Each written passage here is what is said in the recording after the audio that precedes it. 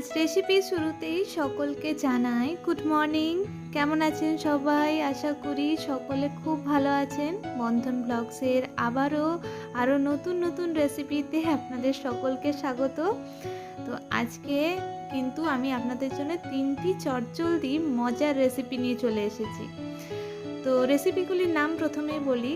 প্রথমে বানাবো ভিন্ডির ভর্তা, সেই সঙ্গে পেঁপে দিয়ে বানাবো পোস্ত, আর তার সঙ্গে বানাবো করলা পাতার বড়া।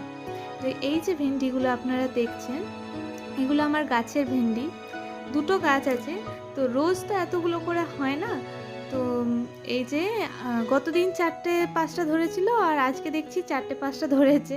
তো সব মিলিয়ে ভাবলাম কি একটু ভর্তা করা যাক, আর আপনাদের সাথেও রেসিপিটা শেয়ার করব। আর এই যে দেখছেন পেঁপেটা, সেদিন ঝড়টা হওয়াতে পেঁপে গাছটা পড়ে গেছে। তো যে কয়টা পেঁপে ধরেছিল সেখান থেকেই একটা নিলাম। তো দেখলাম যে পেঁপেগুলো তো নিতেই হবে, উপায় নেই, রান্না করে খেয়ে ফেলতে হবে। তো এই পেঁপেটা দিয়ে আজ পোস্ত বানাবো। আর সব থেকে মজার যে আজকের রেসিপিটা, সেটা হচ্ছে এই করলা পাতার বড়া। করলা গাছটাতে অন্য কোনো গাছগুলোকে হতে দিচ্ছে না, মানে লতিয়ে লতিয়ে ওঠে তো গাছটা।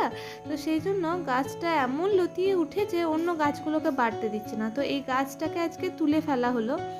তো ভাবলাম পাতাগুলো কি নষ্ট করব, তো পাতাগুলো দিয়ে বড়া বানাই, আর সেই সঙ্গে এই রেসিপিটা আপনাদের সাথে শেয়ার করি।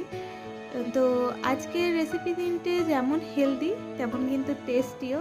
তো সেই সঙ্গে আপনারা দেখতে থাকুন আজকের রেসিপিগুলি, আর অবশ্যই কিন্তু ট্রাই করবেন বাড়িতে। কমেন্টে জানাবেন যে আজকের রেসিপিগুলি কেমন লাগলো, আর অবশ্যই লাইক, কমেন্ট এবং শেয়ার করতে ভুলবেন না। সেই সঙ্গে বলি অবশ্যই সাবস্ক্রাইব করে দেবেন। তো চলুন একদম ডাইরেক্ট রেসিপিতে চলে যাই। প্রথমেই আজকে কাটাকাটির কাজগুলো করে নেব। আমি এখানে করলা পাতাগুলো ভালোভাবে কুচি করে নিয়েছি, দিয়ে একটু জলে ভিজিয়ে রাখলাম। একটু বালি ছিল, তো ভাবলাম একটু ভেজানো থাক, তারপর এটাকে জল থেকে তুলে ভালো করে মাখাবো।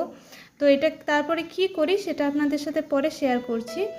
আর আরেকটা কথা বলি, অনেক বাচ্চাই আছে তেতো খেতে চায় না, কিন্তু আমি আজকে যেভাবে এই করলা পাতার বড়াটা রেডি করেছি, এটা কিন্তু বাচ্চারাও খুব মজা করে খাবে।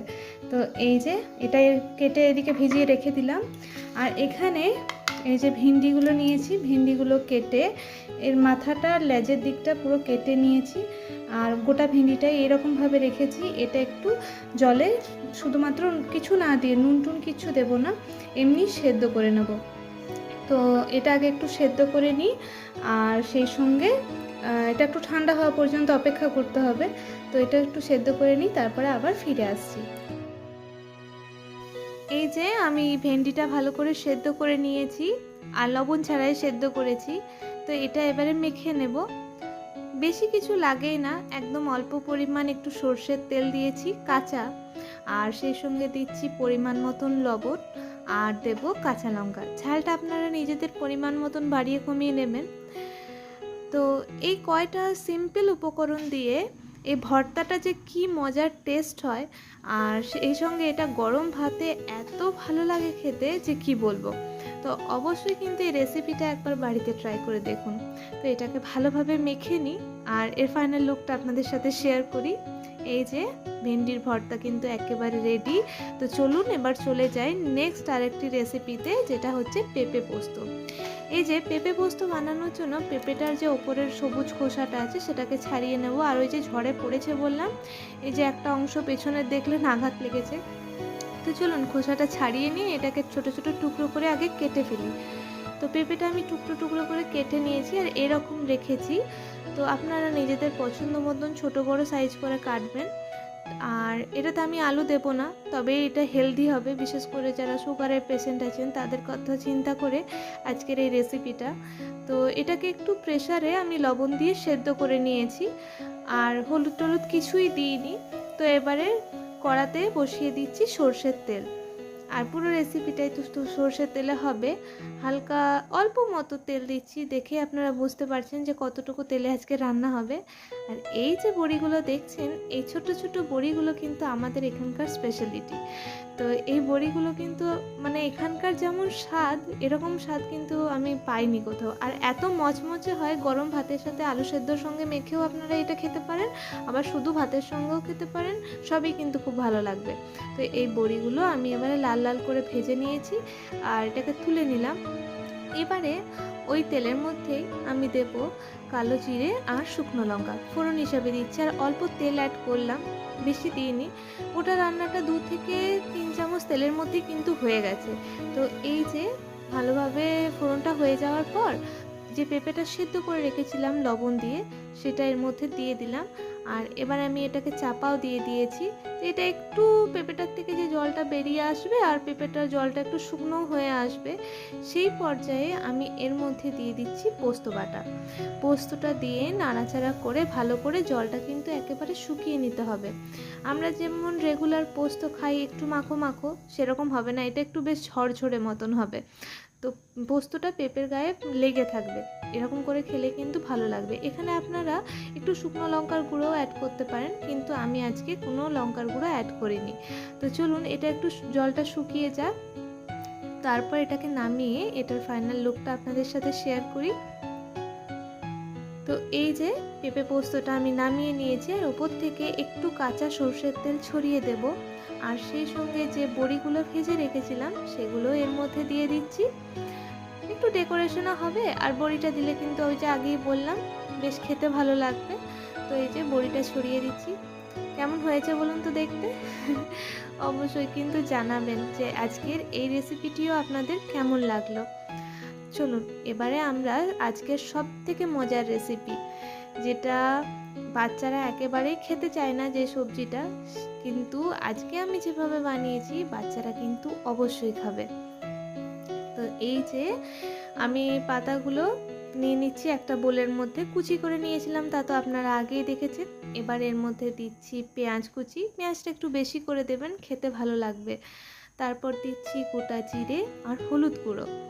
এবারে আমি এর মধ্যে দেব পরিমাণ মতন লবণ, আর সেই সঙ্গে দেব অল্প পরিমাণ বেসন। তো এই দিয়ে ভালোভাবে আমি পাতাগুলোকে মেখে নেব। তো দাঁড়ান আগে একটু লবণটা দিয়ে নিই। এই যে লবণটা দিয়ে দিলাম। আর এইখানে আমি একটা কথা বলি, এখানে আপনারা কাঁচা লঙ্কার কুচিও অ্যাড করতে পারেন, আবার একটু শুকনো লঙ্কার গুঁড়োও অ্যাড করতে পারেন, যেটার কোনোটাই আমি কিন্তু এখানে অ্যাড করিনি, কেননা আমার বাবু যেহেতু খুব বেশি ঝাল খায় না, সেই জন্য একটু কম করেই দিয়েছি।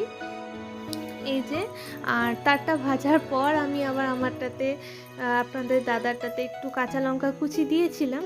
তো এই যে অল্প পরিমাণ জল দিয়ে একটু মাখো মাখো করে এই এটাকে মেখে নিতে হবে, এই পাতাগুলোকে ভালো করে মেখে নিতে হবে। আর পাশ থেকে এই যে ব্যাঙ ডাকা শুরু হয়ে গেছে, মানে আবার বৃষ্টি আসছে মনে হয়।